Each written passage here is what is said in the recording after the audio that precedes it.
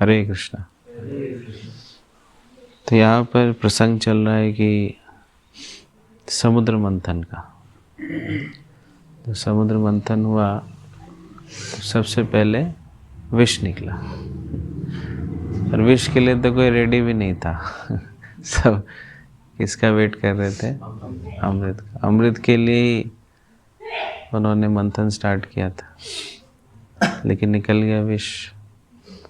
अब कोई चाहता नहीं है विष को, है ना? तो कौन उसको एक्सेप्ट करेगा? कोई आगे नहीं आया, ना देवता लोग आगे आए, ना असुर लोग आगे आए। ऐसी चीज़ थी जो अनएक्सेप्टेबल थी सबके लिए। फिर सबको याद आई किसकी? शिव जी की याद आई। यही है जो कुछ कर सकते हैं। तो फिर सारे पहुंच गए शिव जी के पास कि हलाहल विष है, आप ही कुछ उनका गुणगान करने लगे, ग्लोरीफाई करने लगे। शिव जी तो कहीं पिक्चर में नहीं थे। नटरूस में जब संधि हो रहा था, कुछ भी हो रहा था, तो थे ही नहीं। लेकिन शिव जी को फिर बुलाया गया, आमंत्रित किया गया। तो शिव जी के विषय में कहा गया है कि यार जितने भी वैष्णव हैं, सभी वैष्णवों में सर्वोत्तम है। तो वैष्णव में सर्वोत्तम होने का क्या मतलब है? किसे ऐसा कहा जाता है? जिसके अंदर वैष्णवों के गुण भरे हुए हैं, वही वैष्णव है। वैष्णव जो है वो गुणों से बनते हैं।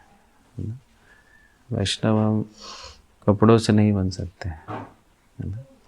आप देखते हैं कि कई लोग अपना ड्रेस चेंज कर लेते हैं, कपड़ा चेंज कर लेते हैं, लेकिन वैष्णव नहीं बन पाते। आप मायापुर में जाते हैं, बंगाल में, तो वहाँ पे कई ऐसे हैं लोग जो सिगरेट भी पीते हैं, बीड़ी भी पीते हैं, लेकिन वो वैष्णव है, कंठी पहनते हैं। आप देखेंगे वो कंठी भी पहनते हैं, सब काम करते हैं, फिर भी अपने आप को वैष्णव कहते हैं। तो सिर्फ कंठी धारण करने से, तिलक लगाने से और बाह्य बदलाव करने से कोई व्यक्ति वैष्णव नहीं बन जाता है। ऐसे देखो तो शिव जी का अपीयरेंस वैष्णव की तरह लगता भी नहीं है ना? लंबी लंबी जटाएं हैं, दाढ़ी भी हो, पता नहीं कैसा। दाढ़ी भी कई बार देखा फोटो में, दाढ़ी भी रखते हुए। और इस प्रकार से बाह्य दृष्टिकोण से वो नहीं समझ सकते कि वैष्णव है या क्या है, नहीं? तो एक्सटर्नली वैष्णव को हम जज नहीं कर सकते, इसलिए कहा गया क्या? वैष्णव क्रिया मुद्रा विज्ञ ना बुझाए, कि वैष्णवों की जो क्रिया मुद्रा है वह अच्छे से अच्छे व्यक्ति भी नहीं समझ सकता। तो वैष्णवों के गुणों में ये सबसे बड़ा गुण है क्या? पर दुखा दुखी, कि दूसरों के दुख को देख करके वह दुखी होता है, तभी वो वैष्णव कहलाता है। तो जब शिवजी ने देखा कि इस प्रकार से विष आ चुका है और कोई इसको ग्रहण नहीं कर सकता, और पूरे मानवता के ऊपर जो है वह खतरा मंडरा रहा है, तो शिवजी ने बेझिझक वहाँ जा कर के उस हलाहल का उन्होंने पान कर लिया, उस विपत्ति से सबको बाहर कर दिया। तो इसलिए यह श्लोक जो है वह सुखदेव गोस्वामी जी बतला रहे हैं। उन्होंने क्या बताया है कि people in general being bewildered by the illusionary energy of the Supreme Personality of God are always engaged in animosity towards one another. But devotees, even at the risk of their own temporary lives, try to save them. तो बाकी जो जनता है, people in general, वो हमेशा कैसे रहेंगे? भ्रमित रहेंगे। किससे? भगवान की बहिरंगा शक्ति से। है ना, स्वाभाविक रूप से वो भ्रमित रहेंगे, है ना, क्योंकि जो भगवान की भक्ति में नहीं लगा है वो भ्रम में ही रहेगा। नहीं, देवी ऐसा गुणमयी मम माया दुरत्या। तो माया से पार करना इतना आसान नहीं। तो ये सब भ्रम में ही रहते हैं, उनसे एक्सपेक्ट करना कि ये भ्रम में ना रहें, ये मूर्खता है। कि आम जनता से हम यह अपेक्षा रखें कि भ्रमित ना हो, ये बहुत सोबर तरीके से डील करें, हमें समझें, तो ये अपने आप में गलत एक्सपेक्टेशन है ना। ये अच्छा एक्सपेक्टेशन नहीं है, क्योंकि इल्यूजन में तो है ही वो, और इसके महत्व को वो नहीं समझ पा रहे हैं, है ना। तो अगर हमारे साथ अगर वह उल्टा उल्टा व्यवहार करते हैं तो इसका मतलब ठीक है। इल्यूजन पूरा वर्क कर रहा है, भगवान की शक्ति जो है वो वर्क कर रही है ना। तो इसमें हमें भगवान की शक्ति का धन्यवाद देना चाहिए कि कितना स्पेशल पावर है, कि लोगों को कितना अच्छे से भ्रमित करके रखा हुआ है, कितना इल्यूजन में डाला हुआ है। और इल्यूजन का मतलब क्या है कि जो चीज़ नहीं करनी चाहिए उसको करना है, और जो चीज़ करना है उसको नहीं करना है, इसी को इल्यूजन कहते हैं। असत्य सत्य करी मानी, जो चीज़ असत्य है उसको सत्य मानना, और जो सत्य है उसको असत्य मानना। तो कल आप सब डिस्ट्रीब्यूशन में गए हो ना, तो कई लोग, आपका ऑनलाइन पेमेंट कल कम आया है कि नहीं? तो इसका कारण क्या था? हाँ, सब फोन में मैच देख रहे हैं। फोन खाली नहीं है। खाली होगा तभी तो ऑनलाइन करेंगे, वो बिजी है किसमें मैच देखने में। तो कितना बड़ा इल्यूजन है ये, है ना। व्यक्ति कहाँ मैच चल रहा है, कहाँ उसको देख रहा है, कैसे उसे अफेक्टेड हो रहा है ना। कोई छक्का मार रहा है तो उसको खुशी हो रही है, कोई आउट हो रहा है तो दुखी हो रहा है। हम समझ सकते हैं भगवान की क्या विचित्र शक्ति है ये, नहीं, कहाँ पे क्या हो रहा है, उसका प्रभाव क्या पड़ रहा है, उसका कोई कनेक्शन नहीं है, उसका हमारे सुख दुख से कोई लेना देना नहीं है। लेकिन भगवान की जो माया शक्ति है वो इतनी प्रबल है, वो किस प्रकार से हमें अफेक्ट करती है ना। इसी को मोह कहते हैं, माया कहते हैं, या अटैचमेंट कहते हैं। तो इस प्रकार से सभी मोहित है, हर एक व्यक्ति मोहित है ना भगवान की इस माया शक्ति के साथ। और उस मोह के कारण ईर्ष्या द्वेष की भावना भी रहती है, एक दूसरे के साथ जो है वो ईर्ष्या द्वेष एनवी ये सब भी जनरेट होता है। इसलिए इसको दावानल कहा गया है। दावानल का मतलब है कि जहाँ पर कब आग लग जाएगी पता नहीं है ना, कभी भी आग लग सकती है। इसमें उदाहरण दिया गया है कि जिस प्रकार से जंगल में आग लगता है ना, तो इसका कोई कारण नहीं बतला सकता है। ऑस्ट्रेलिया में आप देखेंगे जब आग लगती है वहाँ पे, तो कैसे आग लगी पता नहीं चलता, और उस आग को बुझाने के लिए तो कितना भी बारिश करवाते हैं, ऊपर से हेलीकॉप्टर से पानी डलवाते हैं, लेकिन वो आग ख़त्म नहीं होती, वो जलती रहती है। उसी प्रकार से यह जो संसार है इसके विषय में क्या कहा गया है, ये दावानल के समान है, और यह दावानल कभी भी शांत नहीं होने वाला है।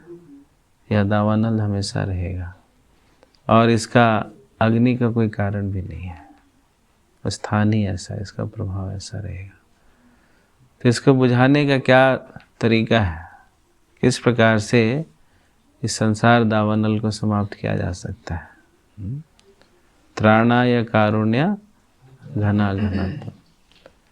जब ये वर्षा होगी, ये हेलीकॉप्टर वाली वर्षा नहीं, हेलीकॉप्टर वाली वर्षा से आग नहीं बुझने जा रहा है, उसके लिए नेचुरल वर्षा चाहिए। घनघोर जो मानसून के बादल होते हैं, जब वो वृष्टि होगी तब जाकर के अग्नि समाप्त होगी।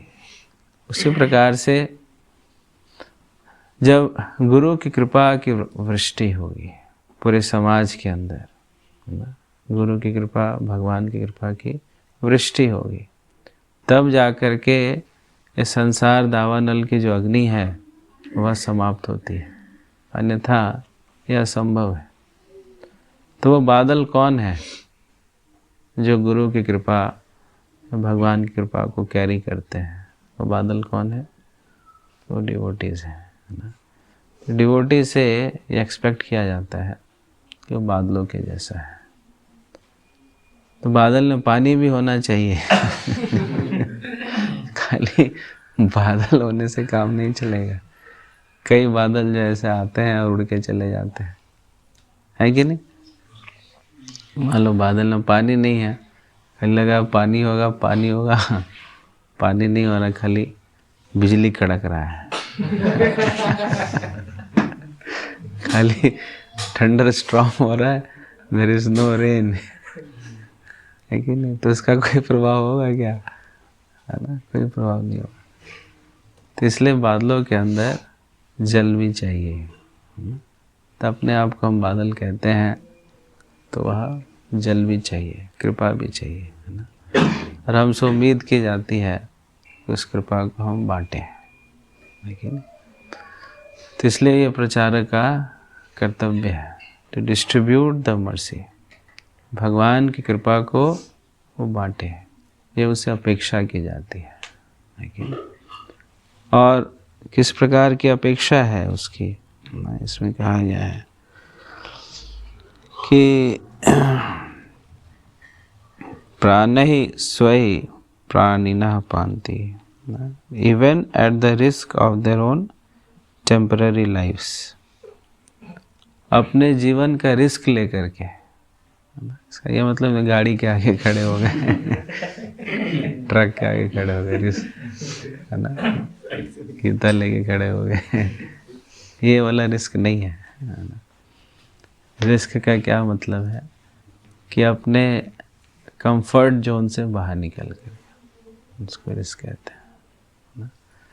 खतरा मतलब अननेसेसरी खतरा इनवाइट नहीं करना, बट अपना जो एक कंफर्ट जोन हमने बना रखा है उसका रिस्क लेना है, उससे बाहर निकलना है, तब जा कर के हम सही प्रकार से उसको दे सकते, तब कृपा हमें ज़्यादा मिलती है।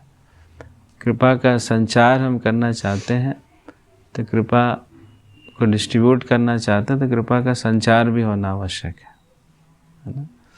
बिजली का तार, उसे बिजली नहीं है तो कोई भी ताल पकड़ेगा उसको कुछ नहीं होगा, तो संचार भी चाहिए। संचार कब होता है? जब अपने हम कंफर्ट जोन से बाहर निकलते हैं, कि ऐसी चीज़ें जो हमें रोकती हैं अपना सेवा करने में, अपना बेस्ट देने में, इन चीज़ों से अपने आप को ऊपर उठा करके, उस कंफर्ट जोन से बाहर निकल करके, तब हम जो सेवा करते हैं उसमें ज़्यादा शक्ति होती है ना। तो हम सब के अपने अपने लिमिटेशंस हैं, है कि नहीं? तो उन लिमिटेशंस को फाइंड आउट करना और उसके बियॉन्ड जा कर के सर्व करना, तो इसको हम कहते हैं क्या? बाहर निकलना, खतरों से मोल लेना, ये असली मतलब है खतरों से मोल लेने का। तो इसमें जो भक्त है वो ऐसा कैसे कर पाता है कि उसके अंदर करुणा की भावना होती है। बिना कंपैशन के प्रचार नहीं हो सकता है। जो एटीट्यूड है वो प्रीचिंग का, वो कंपैशन होना चाहिए, स्कोर नहीं होना चाहिए स्कोर तो चलो बाय प्रोडक्ट है उसका, अगर वो मोटिवेट कर रहा है आपको स्कोर कि आज तो मुझे 1000 गीता कर देनी है किसी तरह से, है ना, या मेरा इंडिविजुअल स्कोर 20,000 का होना चाहिए, तो वो फिर अलग तरह का फीलिंग्स जनरेट करेगा, फिर कंपटीशन आएगा कि अरे इसका कितना हुआ, इसका मुझसे ज़्यादा कैसे हो गया, है कि आज तो मेरा डे था लेकिन इसका डे कैसे हो गया आज, है कि ना। और मान लो आप अच्छा करते हो तो कॉम्प्लेक्स, सुपरिटी कॉम्प्लेक्स होता है। अगर आप बुरा करते हो, स्कोर, तो फिर इन्फिनिटी कॉम्प्लेक्स होता है, isn't it? तो प्रचार का भी एक एटीट्यूड है। प्रचार जो है वो स्कोर कॉन्शियस होकर के नहीं किया जा सकता है। फिर अगेन मेटेरियलिस्टिक हो गया। और फिर उस भाव से हम किसी को प्रचार करते हैं या पुस्तकें देते हैं तो उतना इम्पैक्टफुल नहीं होगा। तो हर एक चीज़ को करने का एक मूड होता है, एक एटीट्यूड होता है। इसी प्रकार से बुक डिस्ट्रीब्यूशन का जो कॉमन मूड है, जो प्राइमरी मूड है, वो कंपैशन का। कंपैशन का भाव होना चाहिए। वो कंपैशन क्या, जैसे इसमें बताया गया है कि माया जगत में, इल्यूजरी शक्ति में सब फंसे हुए हैं, भगवान से बहिर्मुख हैं। भगवान की कृपा को पुस्तकों के माध्यम से हमें डिस्ट्रीब्यूट करना है। तो ये जब भावना होती है तब जा कर के हम उसके हृदय को स्पर्श कर सकते हैं। अगर यह भावना नहीं होगी, स्कोर कॉन्शियस होगा, तो उसके जेब में कितने नोट हैं या कौन सी गाड़ी में वो बैठा है, यह भावना रहती है। अरे आप तो इतनी बड़ी गाड़ी में बैठो, दे दो 1100 निकाल दो, 2100 निकाल दो, है ना। तो वो भावना हो जाती है कि क्या हुआ इतनी बड़ी गाड़ी में बैठने का आपका, है ना। कुछ लोग ऐसे बोलते हैं, अरे क्या फ़ायदा हुआ, इससे अच्छा तो वो छोटी गाड़ी में बैठा था, 1100 रुपये दे के चला गया, आप बड़ी गाड़ी में बैठे हो, आपने तो कुछ नहीं दिया। ऐसे थोड़ी होता है। हाँ, टाइम वेस्ट कर रहा हूँ मेरा इससे अच्छा मैं किसी और के पास चला जाता तो कई लोग बोल भी देते हैं है कि नहीं, कई नहीं बोल पाते हैं कई एक्सप्रेस कर देते हैं, कई नहीं बोल पाते, लेकिन भाव यही रहता है ना? तो हमारा उद्देश्य उसके जेब के ऊपर नहीं होना चाहिए। हम जो डिस्ट्रीब्यूशन कर रहे हैं इसका अलग उद्देश्य है, फंड कलेक्शन नहीं है इसका उद्देश्य।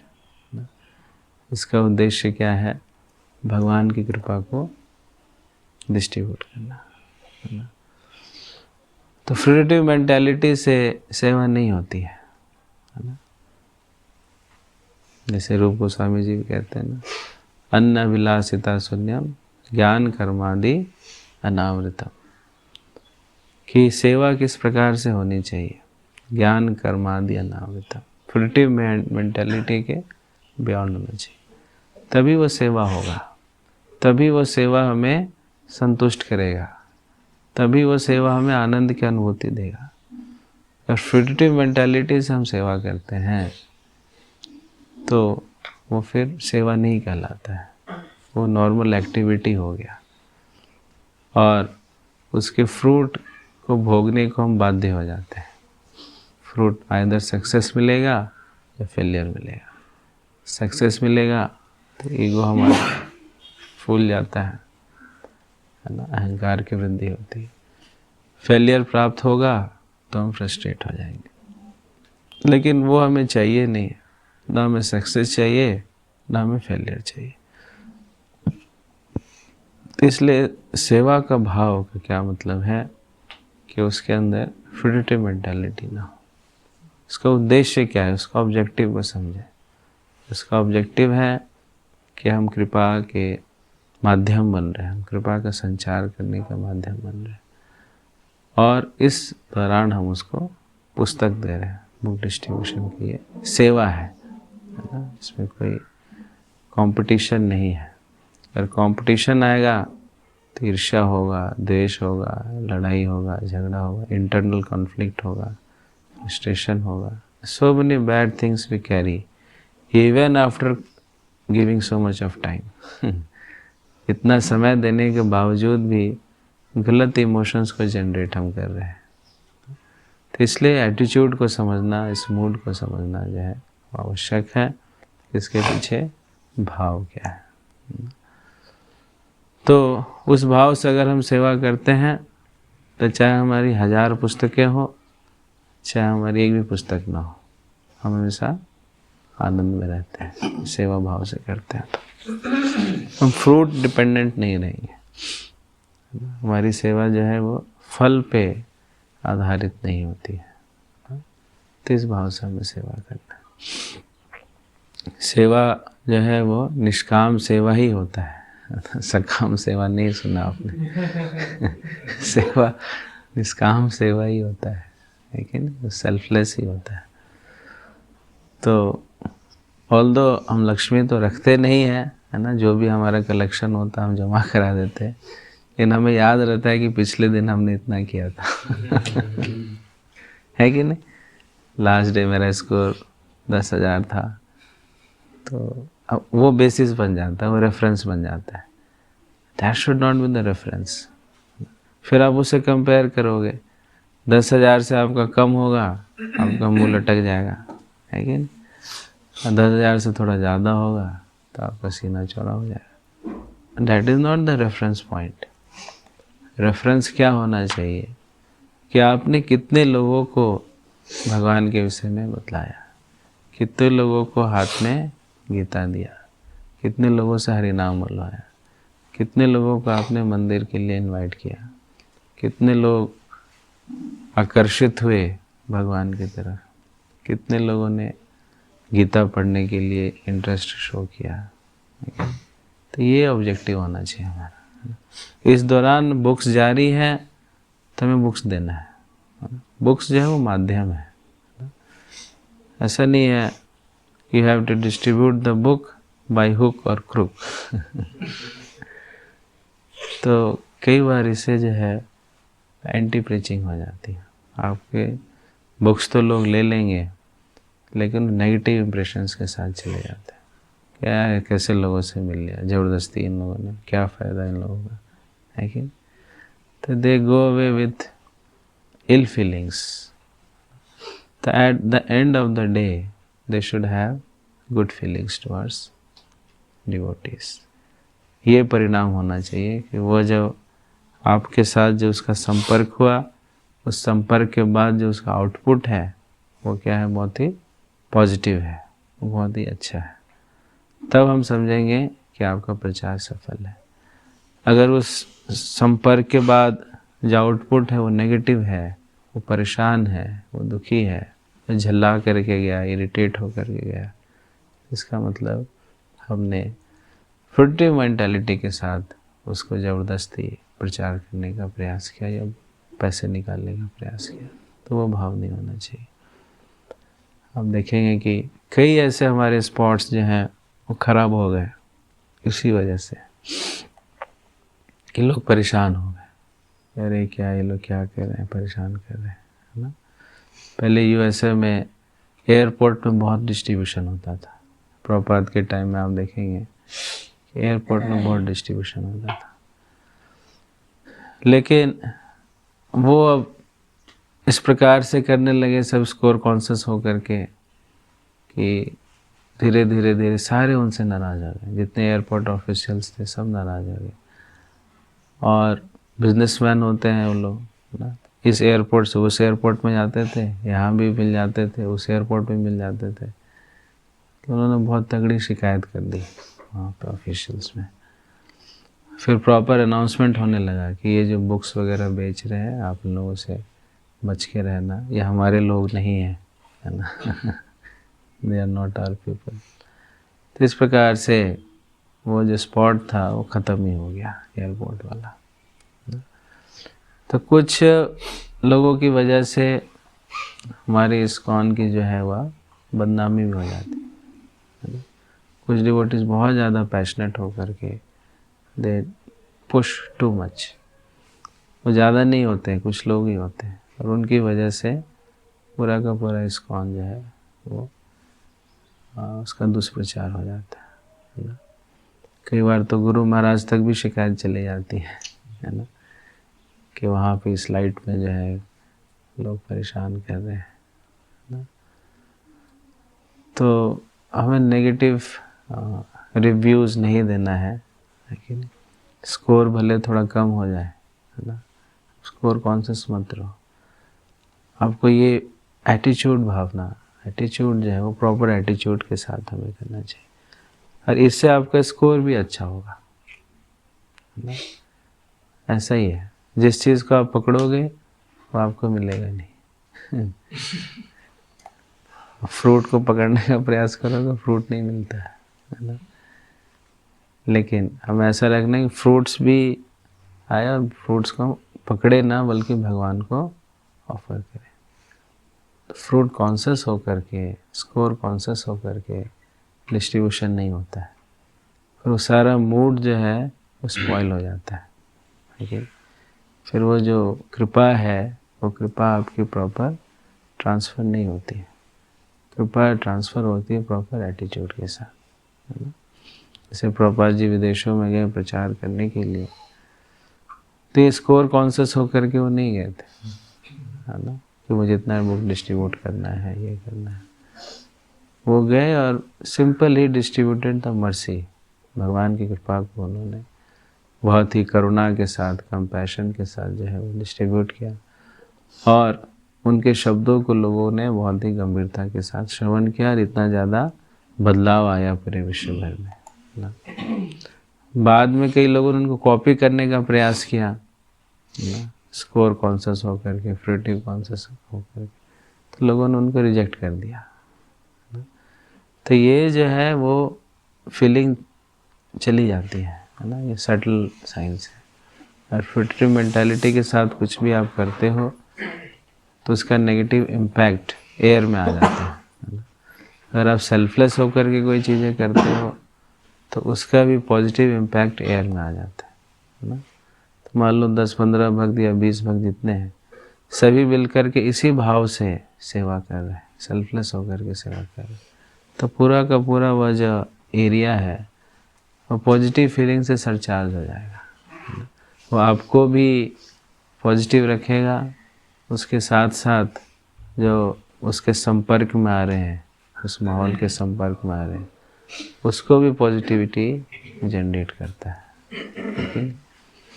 इसलिए हम सबकी ये कलेक्टिव जिम्मेदारी है कि इस भाव को हम रखें, सेल्फलेस भाव को रखें। या हमारे आपस के जो संबंध हैं उसको भी ये अच्छा रखेगा, और उसके साथ साथ प्रचार में भी शक्ति आती है। और फ्रूटिव मेंटालिटी के साथ हम सर्व करेंगे तो हमारे संबंध भी खराब होते चले जाएंगे, ठीक है। फिर क्या होगा कि जो अच्छा स्कोर कर रहा है, मान लो उसकी तबीयत खराब होगी, है ना, तो आपको क्या लगेगा, अच्छा हुआ भगवान ने मेरी सुन ली, आज इसकी तबीयत खराब होगी। और आज का हीरो कौन बनेगा, आज का हीरो, आज का टॉप स्कोरर तो मैं बनूंगा। ये अपॉर्चुनिटी मिला मुझे, ये अवसर मुझे दिया गया है भगवान की तरफ से। तो स्पिरिचुअलिटी के नाम पे या स्पिरिचुअलिटी के आड़ में आकर के सारे मटेरियल परस्यूट्स को फॉलो करना शुरू कर देते हैं, अगर एटीट्यूड ठीक नहीं है तो, अगर भाव ठीक नहीं है। इसलिए भाव का बड़ा खेल है। तो यहाँ जो भाव दिया गया है वो यही भाव दिया गया, तो सेल्फलेस होकर के। शिव जी का क्या लेना देना था, वो कहीं थे भी नहीं पिक्चर में, है ना। उनके एकदम से बुला लिया और जहर पी लिया और चले भी गए। और फिर जब अमृत आया तो किसी ने नहीं याद किया, है ना। किसी ने पूछा तक नहीं कि शिव जी आप आए थे, हलाल पी के चले गए और थोड़ा अमृत भी पी लो, एक व्यक्ति ने नहीं पूछा उनसे। तो दुनिया ऐसी है, और शिव जी को पता है ये चीज़ कि दुनिया ऐसी है ना, कि जिसको मतलबी कहते हैं, है ना, वो मतलबी होता है। तो उनसे हम अपेक्षा नहीं कर सकते हैं कि हमारे साथ तो बड़ा इस प्रकार का व्यवहार करें, we can't expect from them. तो इसलिए जिस प्रकार से शिव जी आए, कष्ट को लेकर के चले गए, उसी प्रकार से जो भक्त होते हैं वो समाज के कष्ट को लेकर के चले जाते हैं और समाज से कोई अपेक्षा नहीं रखते, है ना। आप बुक डिस्ट्रीब्यूशन कर रहे हो, 10 मिनट आपने बताया, उसने बड़ा अच्छा बोला, अब चला गया, बुक लिया ही नहीं आपसे, ना कोई डोनेशन दिया, ना आपसे बुक लिया। तो इसका मतलब ये नहीं कि हम उसके पीछे पत्थर मारे उसके गाड़ी में, ये क्या है कि मेरा 10 मिनट खराब करके चला गया। तो ये वैष्णवों का स्वभाव है कि कष्ट को वो ग्रहण करेंगे, लेकिन ये उम्मीद नहीं रखते हैं कि बदले में उनको कुछ प्राप्त होगा। तो उसी प्रकार से जैसे शिव जी ने हलाहल को ग्रहण तो कर लिया, लेकिन उन्होंने उम्मीद नहीं लगा के बैठा मैंने हलाहल पिया तो मुझे अमृत भी मिलना चाहिए, ये कष्ट में मैं गया था। सिमिलरली वैष्णवाज आर पर दुखा दुखी, दूसरों को कष्ट को ग्रहण करेंगे, लेकिन जब कुछ लेने की बारी आती है तो उसमें पीछे रहते हैं, लेकिन कुछ देने की बारी आती है तो उसमें आगे रहते हैं। For giving they are in front and for taking they are in the back. This is the genuine Vaishnav. तो जब कुछ देना है, कुछ सर्व करना है तो आगे रहेंगे, जब कुछ लेना है तो पीछे रहेंगे। ये वैष्णव का गुण होता है। तो इसलिए इस भाव के साथ जो है हमें डिस्ट्रीब्यूशन करने का प्रयास करना चाहिए, तो वही जाकर के हमें प्यूरिफाई भी करेगा, सेटिस्फाई भी करेगा और रियल ब्लिस भी देगा। तब आपको बुक डिस्ट्रीब्यूशन एक आनंद उत्सव की तरह लगेगा, है ना। नहीं तो बुक डिस्ट्रीब्यूशन आपके लिए बड़ा बर्डन बन जाएगा। अगर इसको आनंद उत्सव में हम कन्वर्ट करना चाहते हैं तो इस भाव से हमें बुक डिस्ट्रीब्यूशन करना चाहिए। अगर बर्डन में कन्वर्ट करना चाहते हो तो पॉजिटिव मेंटालिटी के साथ डिस्ट्रीब्यूट करो तो आपको बर्डन बन जाएगा।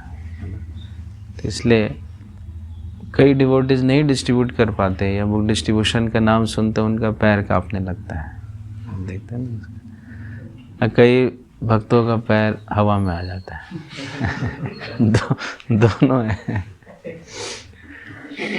कईयों का तो पैर कांपने, प्रभु ये वाली सेवा नहीं, बाकी जो भी करा लो लेकिन डिस्ट्रीब्यूशन मत कराओ। क्यों? क्योंकि डिस्ट्रीब्यूशन सुनते हैं उनको score score score score score, score का बर्डन वो नहीं झेल पाते हैं, फ्रूट्स का बर्डन नहीं झेल पाते। तो ये स्कोर का गेम नहीं है, ये कुछ और है। This is not a game off score, this is the process of distribution of mercy, है ना। तो मर्सी का डिस्ट्रीब्यूशन है in the form of books, है ना। किताब के रूप में हम कृपा को बांट रहे हैं। We are messengers of mercy, MOM, है ना, मैसेंजर ऑफ मर्सी। इस भाव का आप रखो। वी आर नॉट स्कोरर्स और फंड रेजर्स, है ना, फ्रूटी मेंटालिटी, वो भाव नहीं रखना। तो उस भाव से रखेंगे तो आपको हमेशा डिस्ट्रीब्यूशन में आपको दिक्कत आएगी। लेकिन जब इस भाव से रखोगे तो मुझे कृपा बांटनी है, लोगों तक भगवान की कृपा को पहुंचाना है, तब आपको आनंद की अनुभूति होगी। ठीक है। हरे कृष्णा कृष्णा कृष्णा कृष्णा हरे हरे, हरे राम राम राम हरे हरे।